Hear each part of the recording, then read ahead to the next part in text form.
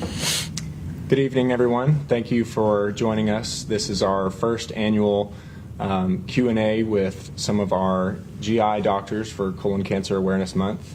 My name is Nick Petro. I'm the Director of Physician Relations. I help support some of our local physicians that work at our hospital. I wanted to thank you all for being here. This is going to be a live conversation with our audience, with Facebook, and with our physicians. We'll be going over some of the signs and symptoms of colon cancer. We'll be going over the importance of screening. And so please chat in your questions as they arise. And I wanted to introduce Dr. Pruitt and Dr.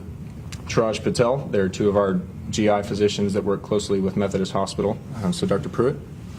Good evening. I'm Dr. Alejandro or Alex Pruitt. I'm a private practice gastroenterologist here in the medical center, where I have practiced since 2006. My background is that of a former military GI doctor. I got here in '93 and did all of my training at Wilford Hall Medical Center for 6 years, and then taught fellows for the next 7 years, and then joined a group here in town in private practice in 2006. I have a special interest in endoscopy, particularly advanced endoscopy, so I get to do a lot of things that other GI doctors don't like or don't want to do. Colon cancer and colon cancer awareness is a significant issue for all of us, and those of us in gastroenterology in particular. We are really trying to champion the whole idea of colon cancer prevention and trying to save lives. So that's why I'm here tonight. Good evening, everyone. Howdy. My name is Chirag Patel, and I will also be joining Dr. Pruitt's group in the summer as a private gastroenterologist in town here. I'm originally from the Rio Grande Valley, so I always dreamt of living and one day working in San Antonio, and I'm happy to say that that dream will come true this summer. Colon cancer screening is certainly a passion of mine, and it's one of the biggest reasons I became a gastroenterologist. The opportunity to detect growths, remove them, and prevent a cancer in such a fashion is unmatched in any other specialty, and I take great pride in the ability to do that. I look forward to joining the group in the summer, and happy to take your questions. Great. Thank you, gentlemen. So I think while we wait for some of our audience questions to flow in, I think it's probably most important for us to start with what is a colonoscopy. Dr. Pruitt, do you want to start? So a colonoscopy is a direct examination of the colon that's performed with a flexible instrument. The instrument has a video source, and we're able to see really high-definition images of the inside of the colon. And contrary to popular belief, GI doctors don't like poop any more than patients, and so I sort of consider myself a commercial plumber. You have to have clean pipes before we do an examination on you, so you go through a cleansing process to prepare yourself for the colonoscopy, and then you get, you're changed into a comfortable gown and given medications to make you sleepy and comfortable so that you have no memory, no pain of the during the examination. So the purpose of the examination is to, first and foremost, to examine the entire colon and document any abnormalities that might exist. And we consider ourselves polyp hunters. We really don't want to find colon cancer. We're hunting for polyps to remove them and help prevent colon cancer. That's the take-home point. Great. So, Dr. Patel, when does a patient need a colonoscopy? So for most patients, the appropriate age is 50 years old. There's certain populations where you would start at age 45. And if you have a family history or any kind of genetic predisposition, it may be even earlier. So in those cases, you certainly want to discuss with your primary care provider or gastroenterologist when that may be the case. Great.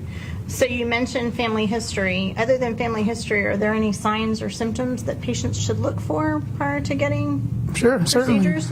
Certainly. So, the whole point of screening is, the ability to detect something without having any symptoms. When you have symptoms, certainly the trigger for a colonoscopy is much shorter. You pull that trigger for symptoms such as rectal bleeding, abdominal pain of unknown cause, new diarrhea, new constipation, and things of that sort. So if you have symptoms, certainly a colonoscopy is something that we will jump to. But screening is certainly another topic in itself. So just to kind of add a couple points, so that Dr. Patel talked about screening. That's really important, and that is that in the age of managed care and private insurance and so forth, the whole idea of screening becomes very important.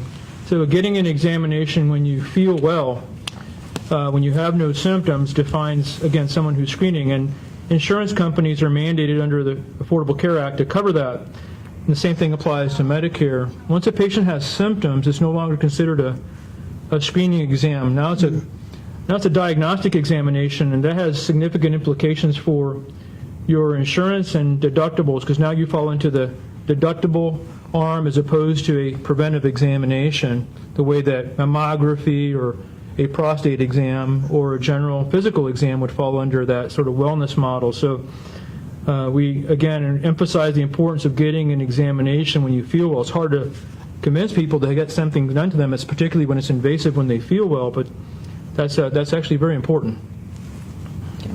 So one of our viewers would like to know, you refer to cleaning your pipes. They want to know, is the prep really the worst part, and how does it work? So actually, I would say the vast majority of my patients say it's the worst part. I think we all take great pride in providing comfortable colonoscopies, and many of our patients don't remember the procedure itself, and I think we take pride in keeping them comfortable during our procedure. So when you talk to them afterwards, a good number of them say the prep was the worst part, because that's the whole point, is cleaning out the pipes. So, but there are certainly a lot of options now to make it less painful, the process itself, lower volume solutions that exist in place compared to the older, less commonly used nowadays version of drinking 4 liters of a solution to clean out those pipes. So I say it's moving towards a more comfortable experience. Hopefully less people in the future will say it's the worst part. Yeah, so the whole cleansing or preparation for colonoscopy is really critical. I sort of kidded about cleaning your pipes, but it's really more than that. It's really a safety issue and a quality issue. So you want to have a clean exam so that your doctor is able to see subtle findings in the colon. Sometimes polyps can be difficult and hide. They may tend to be a little bit more flat and not so visible. So having a clean prep is very important. And so you certainly don't want to have a colonoscopy any more frequently than necessary. So if your preparation is not adequate, then very commonly we'll have to ask patients to come back another day, 3 months, 6 months down the road to complete their exam. So the small volume preps have had a tremendous impact in terms of the compliance and tolerability of the preps. These large volume 1 gallon preps are when they are used, are usually done in a split dose manner, so you can drink half the night before and half the day of the examination, again trying to make sure that you keep your prep down, because the prep is of no good to you if you don't tolerate it or vomit it. So we do work with patients and try to individualize that based on their prior experience, if they've had a previous exam, their age, comorbidities, et cetera, to choose the prep that's appropriate for them. Good. So another audience question, someone wrote in, does a colonoscopy hurt, Dr. Patel? So during the procedure itself, most commonly our patients are pretty well sedated for the procedure. You are given sedative medications for the procedure, and as I was referring to earlier, a lot of patients may not remember much of the procedure itself too. So as far as during the procedure itself, certainly there's a chance for it to hurt, but I would say most patients actually don't feel much during the procedure. And actually, like I said, I feel like we take great pride in providing a very comfortable experience for the whole process. So I feel like it's overall pretty comfortable procedure in general. So how many colonoscopies, or how common is it for you, Dr. Pruitt? How many do you do in a week? Yeah, so we all have different schedules. In general, colonoscopy, I think, constitutes the majority of what we do in general gastroenterology in terms of invasive procedures. We do other things besides colonoscopy. We look at the upper tract, et cetera. But in general, I think, 40, 50 colonoscopies a week is pretty common. Sometimes more, sometimes less, depending on your practice and your practice volume and how many days you're dedicating to general endoscopy and gastroenterology. So suffice it to say that all of us come out of training with a couple of thousand, 1,500 to 2,000 procedures. So we're very experienced and very adept at performing endoscopic examinations. Where the variation comes into has to do with more complicated things, and if there's someone who has, for example, a very large polyp, then that particular doctor may not feel comfortable removing that at the time, may defer to a colleague, or may even defer that to a surgeon for removal, depending on just how significant of a problem we encounter. So when you find those polyps, how do you take them out? So most of the interventions we do can be done through our colonoscope, the instrument that we use to actually do the procedure. To remove them, you can, depending on the size and other factors like Dr. Pruitt was mentioning earlier, whether they're flat or the characteristics that define the growths themselves, you can either use a set of biopsy forceps to remove them. You can use what's called a snare, which is essentially a glorified loop that hooks around the growth itself to help us snip it off of the lining of the colon itself. And those are the two most common techniques. And then you can use either heat or cold as a way of resection, and all of that is dependent on the size and characteristics. But those are the two most common ways. And like Dr. Pruitt was saying, if something is not able to be done through our tools, then certainly referring to a surgeon for larger polyps or growths is certainly an option too.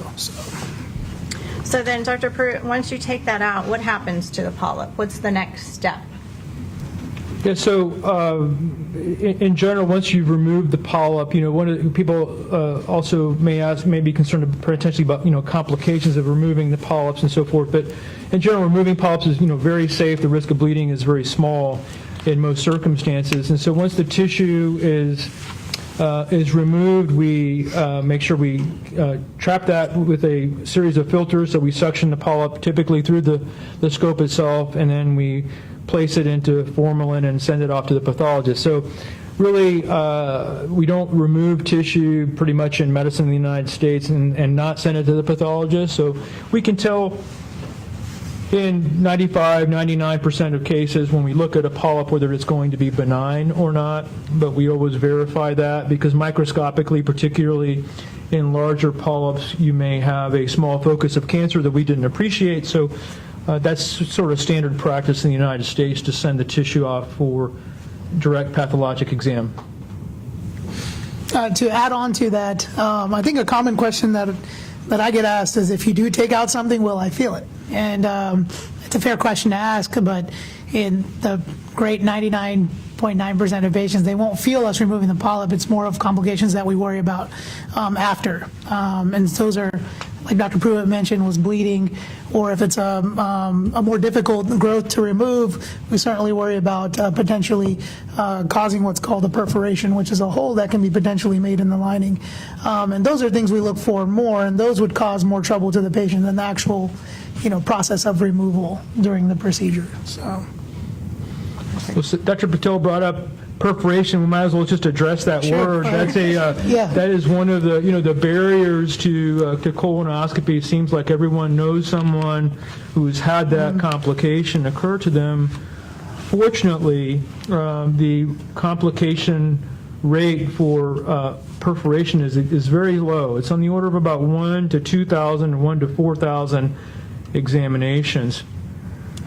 when you're removing, large polyps, if you're going to be in the business of doing that, you sort of have to be prepared for the possibility that you may create a hole. And fortunately, we have devices that are emergency devices that we can use to actually directly close that hole on the spot and hopefully prevent that particular patient from having to have any kind of surgery or anything more aggressively done to them.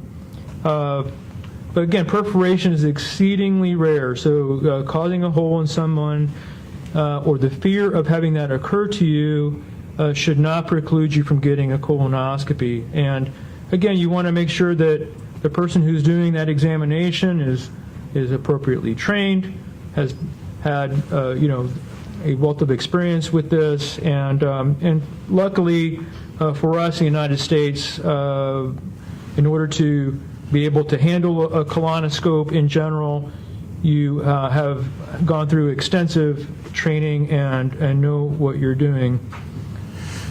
So sounds like based on the volume that you're doing every week, it's just slim to none, the odds. That's correct. You got pretty good odds Pretty of slim. being safe.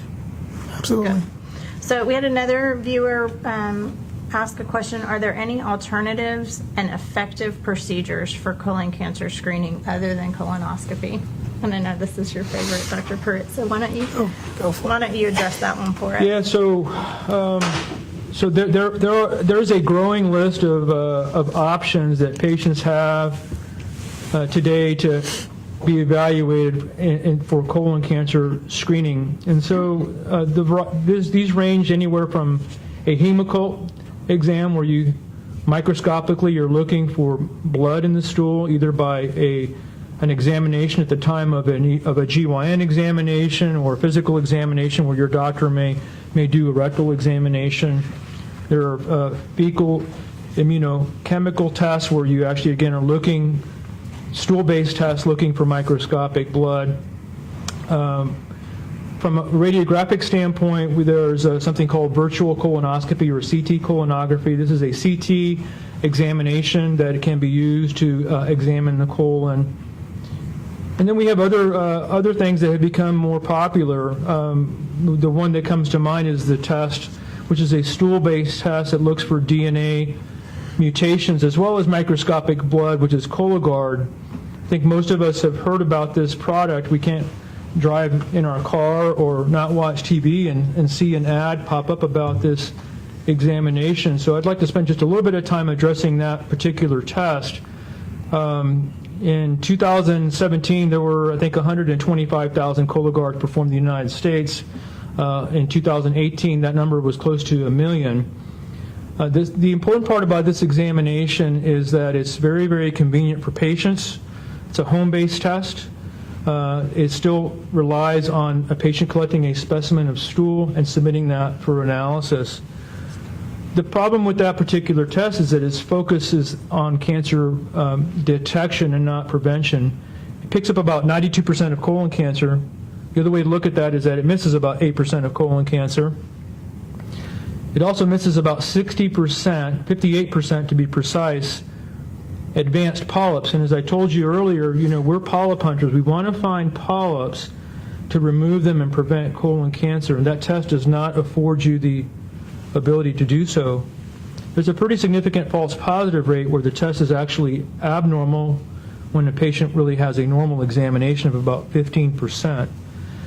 That being said, despite the shortcomings that I've alluded to, including the cost of the examination, the most important take-home point is any test is better than no test. So the best test is the one that your patient is willing to undergo.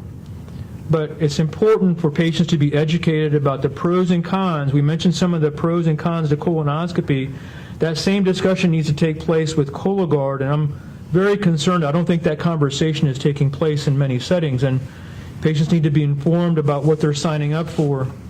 And then the final comment that I'll tell you is that remember what I said earlier about screening, and that is that if you have a positive screening test, whether it's a stool-based test or a CT scan, and you require a colonoscopy, you've lost your screening benefit, and now you're getting a diagnostic instead of a screening colonoscopy. So the gold standard, the best test by far, is a colonoscopy. It's the test for which other tests are compared to, but a colonoscopy is not for everyone, and not everyone is willing to have that done. So if you're not willing to have that done despite your doctor's recommendations, please choose an alternate method of screening. I agree. Doing something is better than not doing anything. And again, you don't have to have symptoms to pursue looking for colon cancers or growths in the colon. When you're having symptoms at a later age, unfortunately, a lot of times we're worried that we're behind the ball in catching what may be the most worrisome finding, which is cancer. And so it's very, very important that you start the screening at the ages we mentioned earlier, just so we don't fall behind the curve. And so the number that's kind of thrown around is, if people got screened on the appropriate timelines, 60% of all the colon cancers that occur may have a chance of being prevented. So That's pretty significant. yeah, prevention certainly. rate. So Yeah, so that's really important what he was describing as far as symptoms. The only acceptable test in somebody who is symptomatic is a colonoscopy. So if you're having bleeding or one of the other symptoms that were mentioned, then again, you go to colonoscopy. You don't go to the alternate options that have been presented or discussed. And so, what we haven't really talked about at this point is, how big of a problem is this in the United States? And so right now it's the second leading cause of cancer-related deaths. We lose, unfortunately, about 50,000 Americans to colon cancer every year, almost as many people as died in the Vietnam War on an annual basis. And so that's despite all the publicity and some of the things even that we're discussing tonight that are well known to many in the audience. So there's still a lot more work to be done. We're trying to cut that number down as low as possible. We're never going to get to zero, but certainly, as we said, even if you just followed the guidelines and got your exam beginning at age 50 as recommended, we would significantly improve the rate of colon cancer, improve survival. So we actually have another question related to family history when we talk about screenings, and that is, if I have a family history, when should I start the screening process? That's a little bit different, I understand. sure. So if you have a family history, a recent development, I guess, in the last couple of years is to include a history of colon cancer or a history of an advanced polyp, which is a large polyp or a polyp with particular features to it. In those cases, if you do have that kind of a family history, you start at age 40 or 10 years earlier than that said family member who was diagnosed at that age that they were diagnosed with their cancer. And so another, I guess, family history kind of player as well is multiple family members who may have various type of cancers throughout the family, certain genetic syndromes. All of those things contribute to a family history. So as I was speaking about earlier, those are cases that you want to talk to your primary care provider or gastroenterologist to make sure you're getting screened at the appropriate age. But I would say when you have a family history, the very latest you should start screening is at age 40. And I would say most gastroenterologists will tell you that we'll start with a colonoscopy in those cases too. I mean, I would say that in our eyes you're seen as a higher risk patient, and we'll do what we think is our gold standard testing, and that's a colonoscopy in those cases. Okay, so just to make that clear, 10 years sooner than your family member was diagnosed. So if Correct. they're diagnosed at 50, you want to start at 40. If they're diagnosed at 40, you want to start your screenings at age 30. 30, correct. Okay. Yeah, just to clarify that, what really, constitutes a positive family history has got to be a first-degree relative, so your mother, father, or sister, or brother who has colon cancer, or 2 or more second-degree relatives, maternal aunts and uncles. Mm-hmm. So if you have a grandmother or grandfather with colon cancer, that does increase your risk of colon cancer by 1.5 times. However, the recommendations remain to get your exam done at the average age, as opposed to having, again, 2 second-degree relatives, in which case we would scope you beginning at age 40. So, again, your dad has colon cancer at age 50, you get a colonoscopy at age 40, and you subtract 10 from the age of diagnosis. Mm-hmm. Okay. So then the second part of that question is, what if I don't know my family's history? How does that work?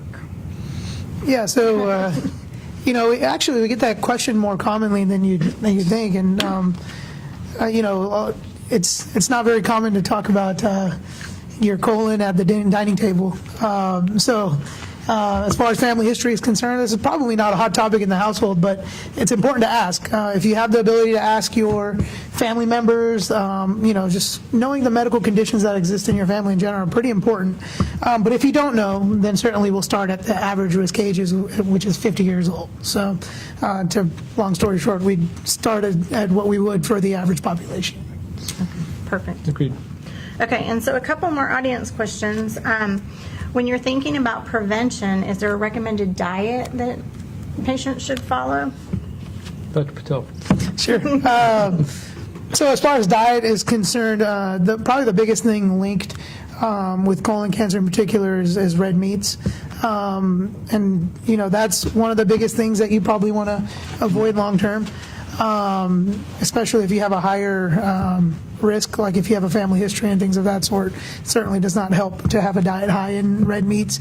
Other things that factor into it, not just diet in particular, but smoking puts you at higher risk, obesity, diabetes.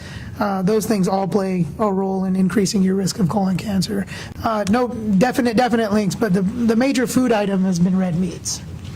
Yeah, it's a big problem in South Texas. Yeah. You can't tell South Texas they can't eat red meat in the vast majority of cases. So I certainly don't recommend a specific diet to my patients in general. I think that eating a well-balanced diet, moderation is the key. Don't do too much of anything. People, die during marathons and, doing other things sometimes. So I don't know if that's something that you have to be concerned about, but certainly with regards to your diet, again, a well-balanced diet and following the recommendations. By the way, I have nothing against marathon runners, so It's actually a runner himself. so So then another audience member asked, what behavioral factors can reduce the risk of colon cancer?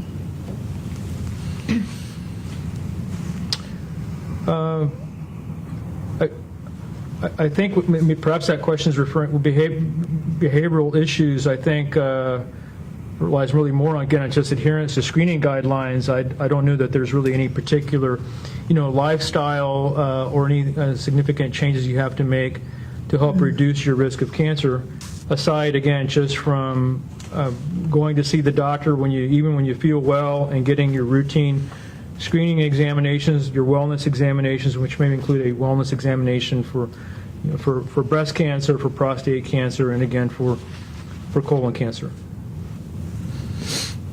Okay, so this one's an easy one for you, Dr. Pruitt. How long does a colonoscopy procedure take? Yeah, so the length of the examination is quite variable depending on how challenging the colon is to navigate. So we tend to look briefly on the way in as we're advancing the instrument all the way around to the beginning of the colon, which is the cecum. That's where your appendix is, down in your right lower quadrant. And so then the process of removing of the scope is done more slowly and purposefully and carefully. And we try to spend 6, 7, 8 minutes at least looking at the colon on the way out. It's been recommended you spend at least 6 minutes doing that. We know that your rate of detecting polyps is improved by taking a little bit more time. So you don't want to rush through the examination. And many of us will even examine the right colon twice, since the right colon tends to harbor flatter polyps than the left colon in many circumstances. So the examination itself, you can expect, takes about 15 or so to 20 minutes in most cases. But check in to check out, depending on where you have the exam done. You should plan on spending a half a day of your busy schedule and busy lives dedicated to getting this exam done. But if you can prevent, 60% of patients can prevent colon cancer, it's worth half a day's time. It is. For sure. And then you guys mentioned when you remove the polyps, another audience member asked, when will they know the results from pathology? So I think it varies by where you're getting your procedure done. But in particular, usually the turnaround time is pretty fast for getting the pathology slide reviewed microscopically. So we probably get the results in most places within a couple days.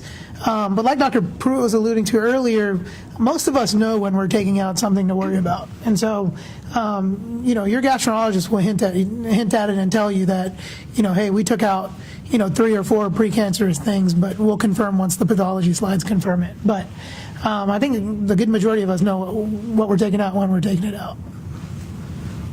Good. And that's because you do so many. Yeah. Perfect. So another question is, when do I need to do another colonoscopy after my first procedure?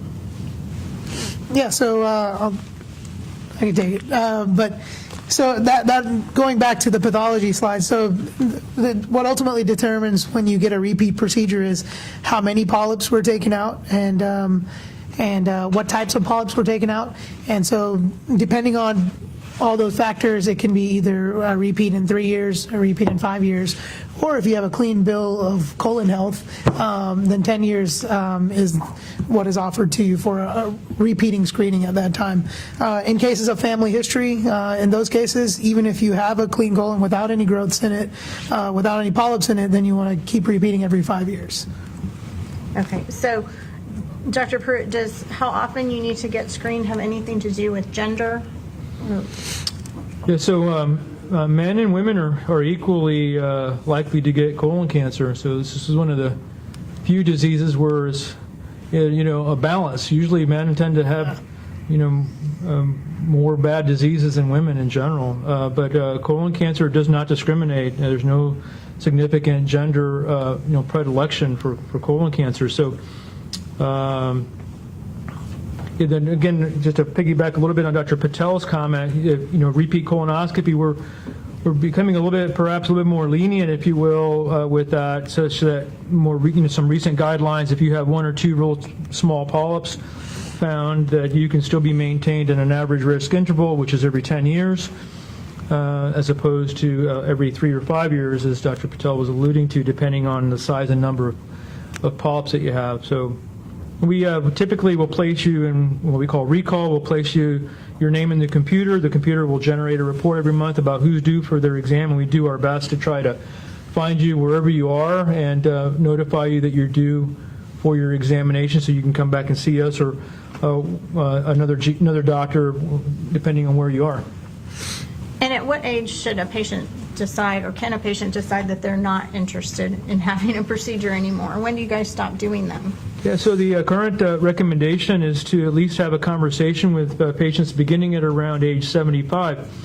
That being said, if a patient, someone has a lot of significant illnesses and comorbidities, you don't have, we may stop that before age 75, but certainly around age 75, we tend to start having that conversation. If someone is very healthy, robust, and active, we may push that to 80, their early 80s. This really has to do with the time lag that we have between the development of a polyp and colon cancer, which it's estimated to be about 10 to 15 years, maybe longer in many circumstances. So if you've had a colonoscopy at age 75, we know that the survival of most men and women is around 80, 82 or so in the United States. So we have those kinds of calculations that we sort of do. We don't particularly like that, being actuaries and trying to predict someone's demise, but it makes sense to at least consider stopping at around age 75. Okay. So Dr. Patel, here's one for you. And are there any other cancers associated with or that are pre-indicators of colon cancer? So other cancers I was kind of alluding to when you want to ask your family members, this kind of probably points more towards those genetic predispositions and mutations that tend to happen in the family. And there are particular syndromes with fancy names to them and things of that sort. But the particular cancers you probably want to look for are breast cancer. There's a particular mutation that puts you at higher risk for colon cancer. And so you certainly want to test for those. Stomach cancer, pancreas cancer in particular as well too.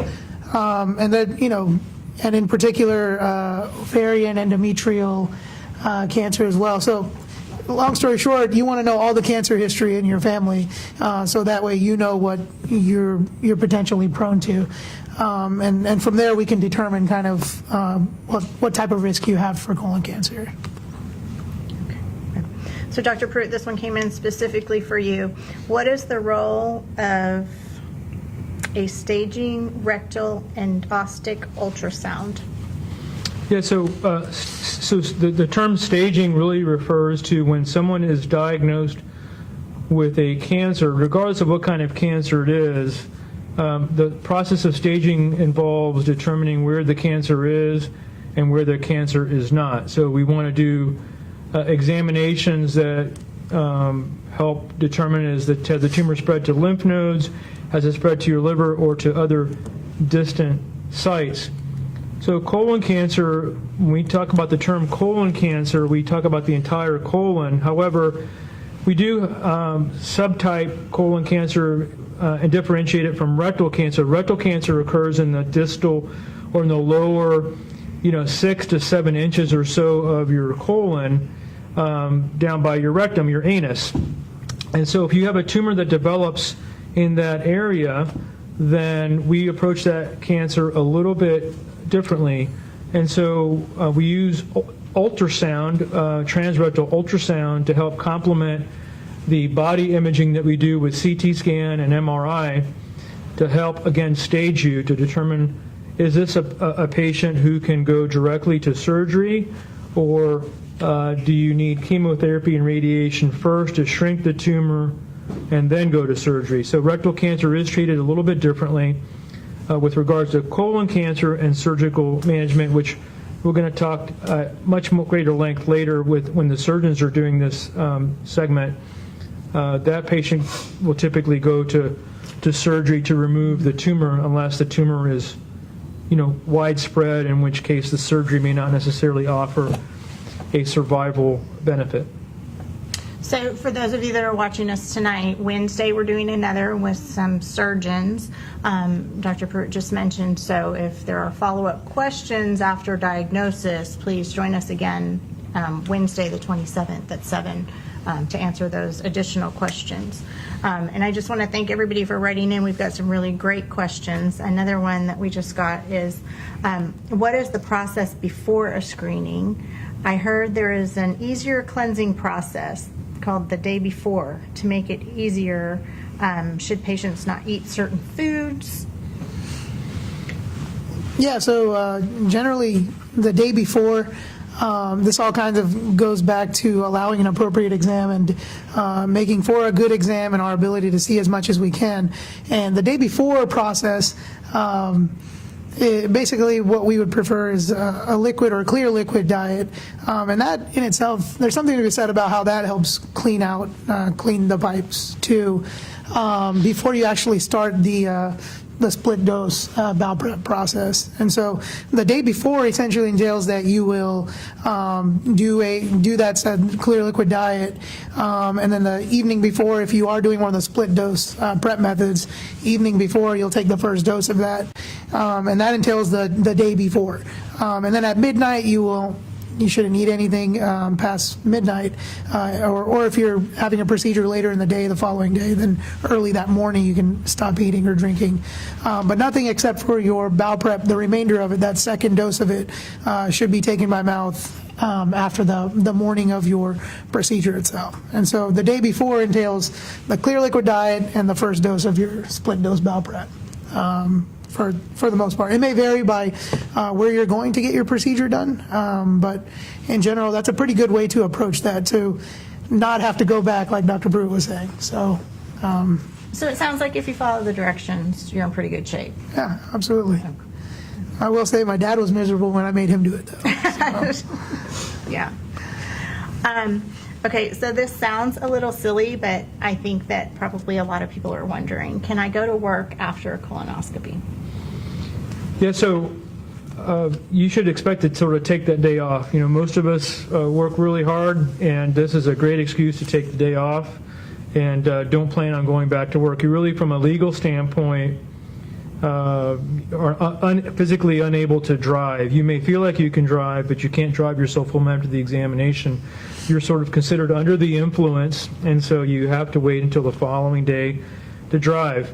As far as work specifically, your judgment may not be may be clouded for some time, even though you may be completely alert and awake. Your ability to make important decisions, legal decisions, and so forth may be impaired. So we encourage you to really just take the day off. It is inconvenient. I know that many of us are busy, and taking a day off sounds like it may be too much or may be very difficult because of deadlines and so forth, but just try to plan on taking the day off. There are some practices who will offer a Saturday examination. Our practice does that, and so do others around town, to try to improve compliance for those people who just really have a difficult time finding time during their work week. So you mentioned they should take the day off, and they may be impaired. Can they take an Uber or a Lyft ride home? How should they get home or plan to get home after a procedure? Yeah, that's another legal issue, and so really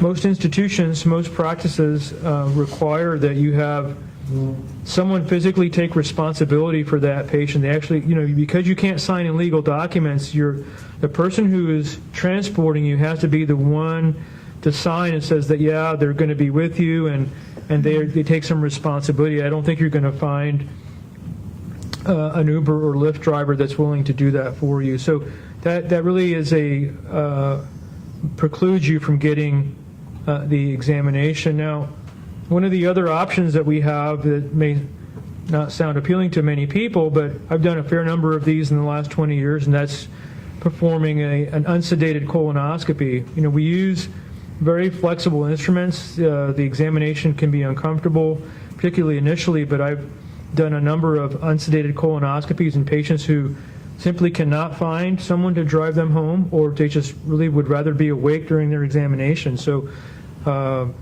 I don't encourage that in a widespread fashion, because as Dr. Patel said, we take great pride in patients not remembering that they had a colonoscopy. It's a very pleasant experience under the circumstances, and pain can be a significant impediment to people getting, or the fear of pain, getting this exam. So there are other options for patients, and again, we will try to work with every individual patient to find what works best for them. And make sure they're safe. That's the most important thing.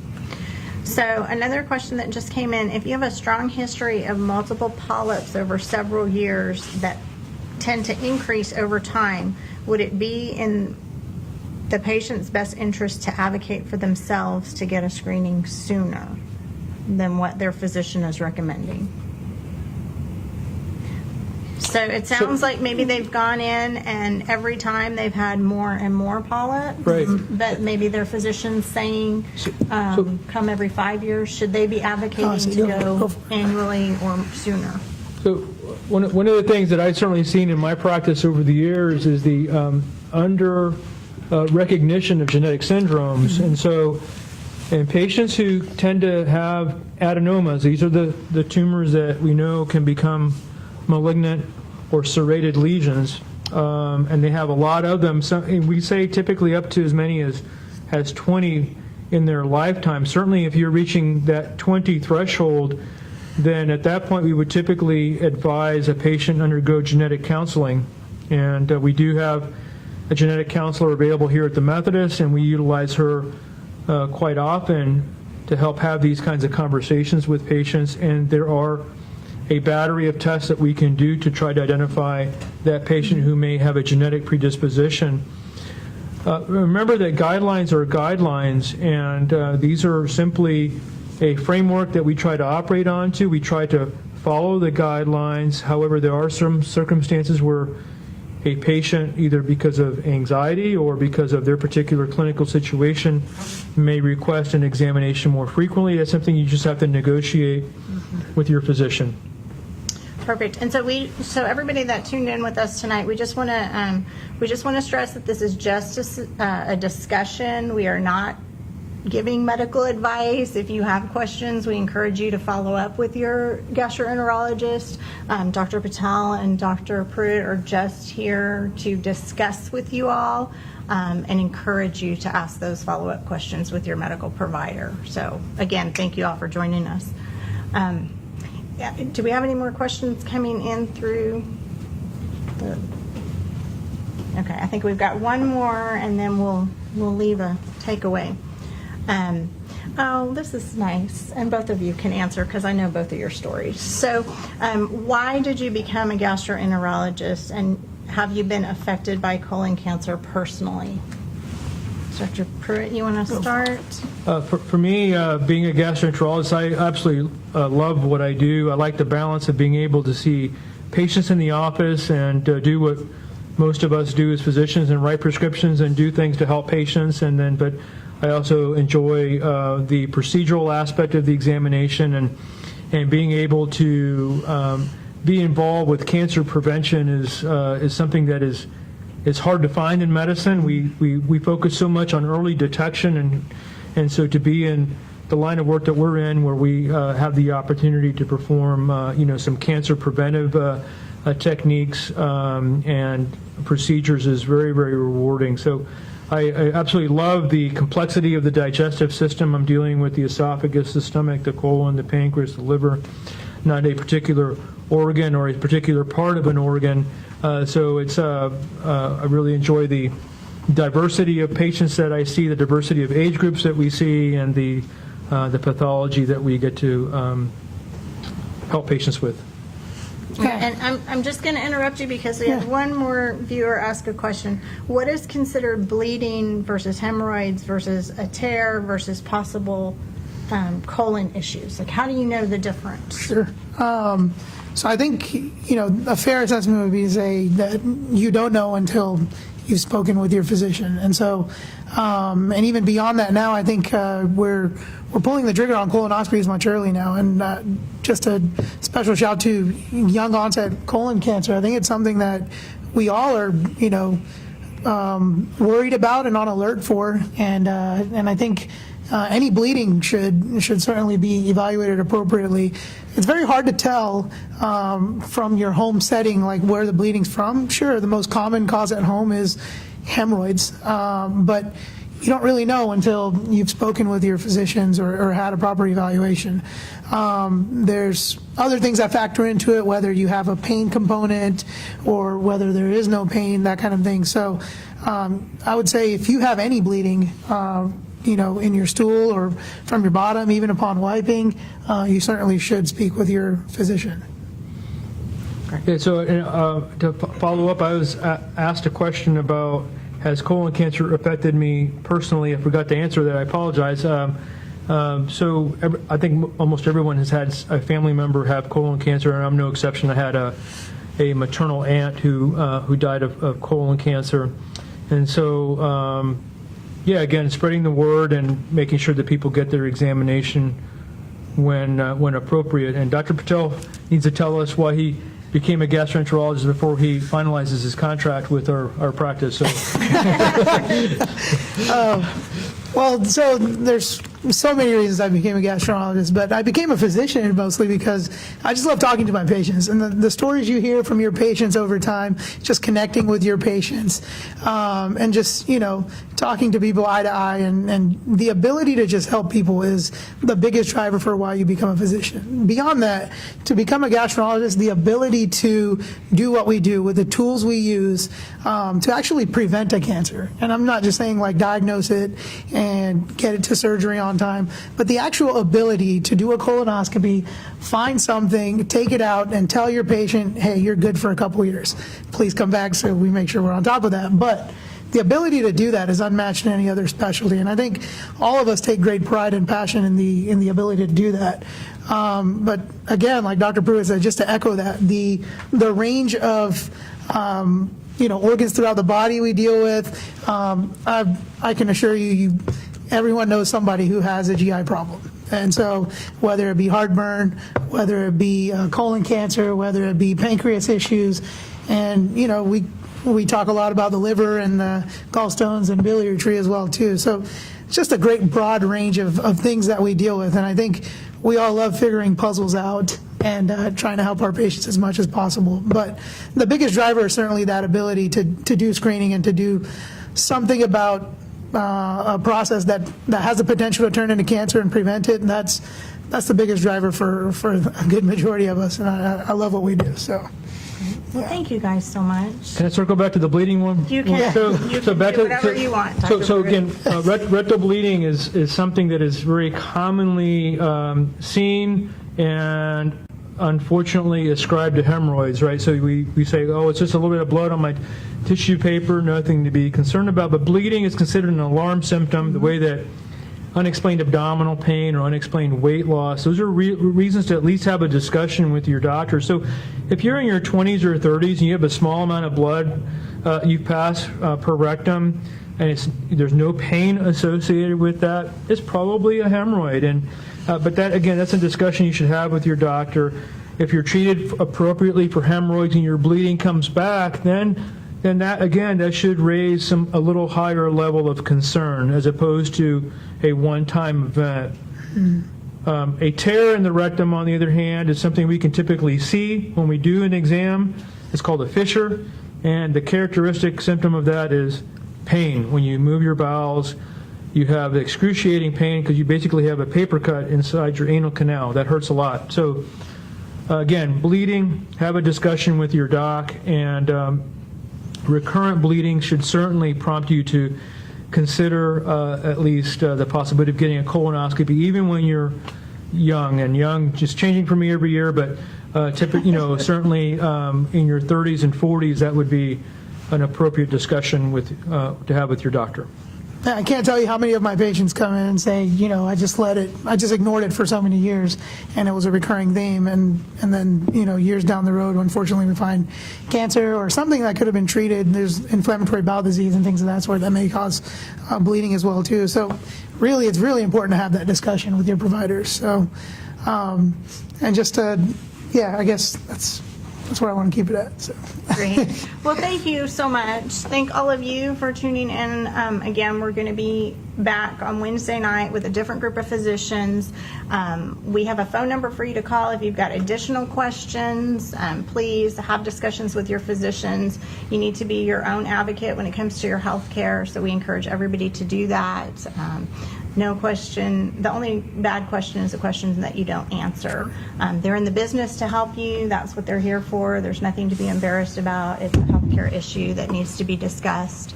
And again, thank you all for the great questions. Thank you for joining us, and we'll see you Wednesday. Thank you.